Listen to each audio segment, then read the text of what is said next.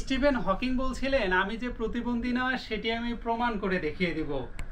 তিনি কিন্তু সেটি প্রমাণও করে দেখিয়েছেন। তিনি তার কাজের মাধ্যমে দেখিয়েছেন যে তিনি প্রতিবন্ধী না। আজকে যাকে নিয়ে কথা বলছি তিনি হচ্ছেন আমাদের ইউসুফ সরকার, যাকে বলা হয় অটিস্টিক প্রতিবন্ধী। অনেকে তাকে এটি বলেছেন, আমিও বললাম বোঝানোর স্বার্থে, যে সে আমাদের উত্তরের জনপদ গাইবান্ধা জেলার গর্ব। সে ক্লাস 8-এ পড়ে। এই 8ম শ্রেণীতে পড়াকালীন সে জয় করেছে বাংলাদেশের সর্বোচ্চ পুরস্কার। আপনারা ওর হাতে দেখতে পাচ্ছেন একটি স্বর্ণ পদক, যেটি বাংলাদেশ সরকার থেকে তাকে দেয়া হয়েছে। প্রিয় দর্শক, আমাদের সমাজে অনেকে আছে, যদি তাদের পরিবারে অটিজম প্রতিবন্ধী কোনো শিশু জন্ম নেয় তাহলে তারা বলে যে এটি অভিশাপের ফল। আপনার কি মনে হয়, এটা যখন একটা বাবা মাকে বলে তখন সেই বাবা মার কেমন লাগে? সন্তানটা যখন বড় হতে শুরু করে, যখন সে স্কুলে যায়, কলেজে যায়, ভার্সিটিতে পড়ে, যখন ক্লাসরুমে যায়, ক্লাসে বসাকালীন অনেক শিক্ষক আছে, অনেক শিক্ষার্থী আছে, বন্ধু বান্ধব আছে যারা তার সাথে ব্রেন শেয়ার করে না। সেই পর্যায়ে সেই শিশুটির, সেই বালকটির, সেই কিশোরটির, সেই যুবকের কি মনে হয়? আজকে আমি, কি তোমার নাম? ইউসুফ। আজকে আমি ইউসুফের সাথে কথা বলে যেটা বুঝতে পারলাম, যে আমাদের প্রত্যেকের ভিতরেই কিছু অটিজমের সিনড্রোম আছে। হয়তো কারো প্রকাশ পায়, আবার কারো বা প্রকাশ পায় না। হয়তো যাদের প্রকাশ পায় তারা অনেকে ট্রলের শিকার হয়, আবার আমরা যারা ভালো আছি তারা খুব নির্দ্বিধায় চলাফেরা করি, মনে করি আমাদের কোনো সমস্যা নেই। যাই হোক, কথা বাড়াতে চাচ্ছি না, অনেকেই অনেক মন্তব্য করবেন। চলুন আমরা একটু এর কাছে শুনি যে আসলে সে কি বলতে চায়, তার মনের ভাবের প্রকাশগুলো কি। চলুন প্রিয় দর্শক, আমরা কথা বলি। আচ্ছা, তুমি একটু বলো যে এই যে তুমি যে পুরস্কারটা পেয়েছো, এটা মূলত কিসের জন্য পেয়েছো? আমি আগেও বলছি, আমি অটিজম জয় করে পড়াশোনা করছি।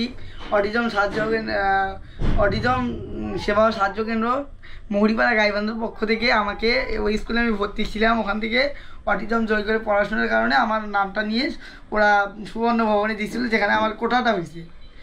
এখন আমি চিকিৎসা হওয়ার জন্য ওখানে আবেদন করছি।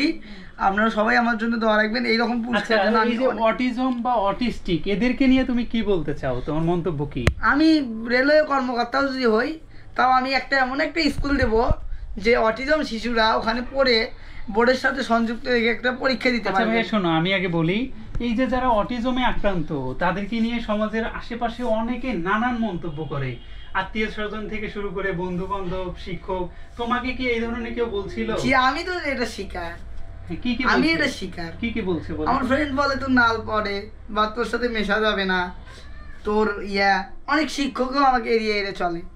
আচ্ছা আচ্ছা আচ্ছা, কেউ কি এমন মন্তব্য করছে যে তোমাকে নিয়ে বাজে কথা বলছে? এটা কি শিকার হয়েছে তুমি? একটু বলো তো। হ্যাঁ, আমার গ্রামের কত মুরব্বী বললো। কি বলছে বলো তো? আমার গ্রামের কত মুরব্বী আমাকে বললো যে রফিকুলের ছেলে মানুষ হবে না, রফিকুলের ছেলে অটিজম, তোমার কি মনে হয়? কথা বেশি বলে। আচ্ছা ভাই, আমি কথাগুলো বেশি বলি, কিন্তু কথাগুলোর মধ্যে মানুষকে বোঝানোর মতো ক্ষমতা আছে ভাই। সৃষ্টিকর্তা আমাকে এই মেধাটা দিছে।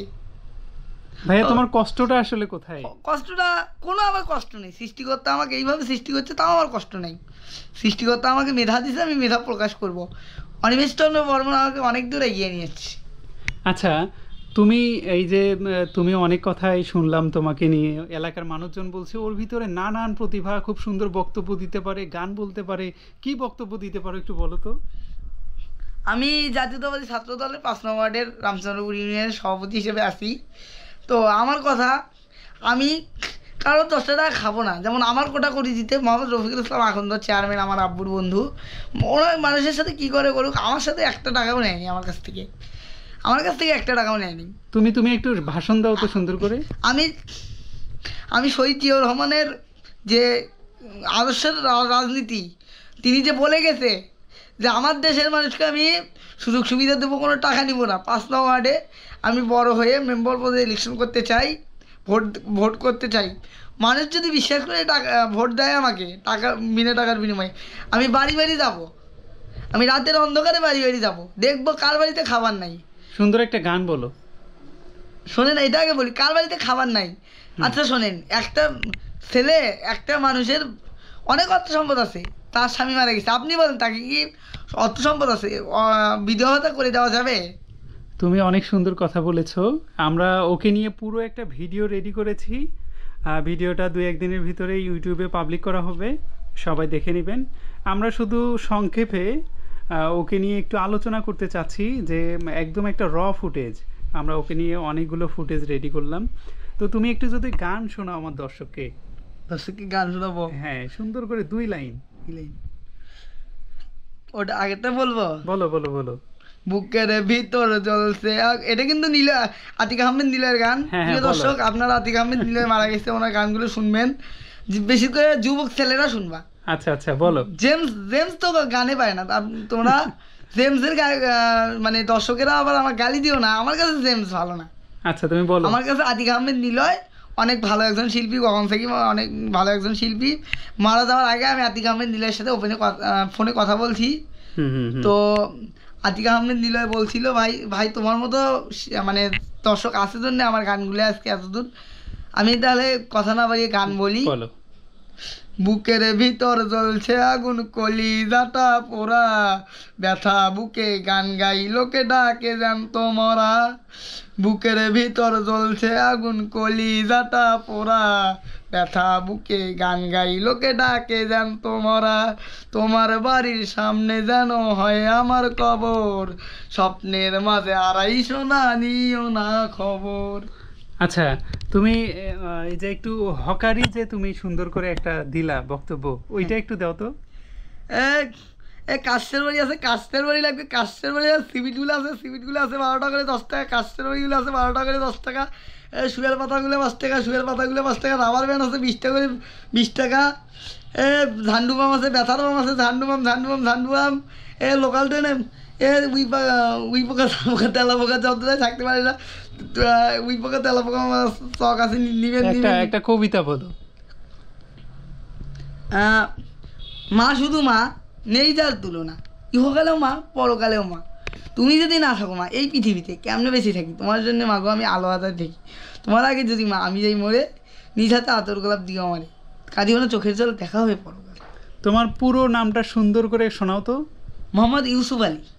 মোহাম্মদ ইউসুফ আলী সরকার। মোহাম্মদ ইউসুফ আলী। আচ্ছা, ভবিষ্যতে কি বিয়ে শাদী করার প্ল্যান আছে? না, আমার তো বিবাহ শাদী করার প্ল্যান প্রোগ্রাম নাই, কারণ আমি যে চাকরি করতে চাই রেলে অনেক প্যারা ভাই, রেলে কোনো ছুটি নাই তো নাই, যাত্রীদের সাথে কথা বলে আসি। আমার বউ যে বলবে যে এ তোমার মায়ের বিচার করো, মাও যে বলবে যে বইয়ের বিচার করো, এগুলো আমার শুনতে সহ্য হবে না, আর আমার একটা সমস্যা বোঝা লাগবে। ধন্যবাদ ধন্যবাদ, অসম্ভব সুন্দর হয়েছে। সবাই ওর জন্য দোয়া করবেন, ওর পাশে থাকবেন। আসসালামু আলাইকুম। এটা আরেকবার।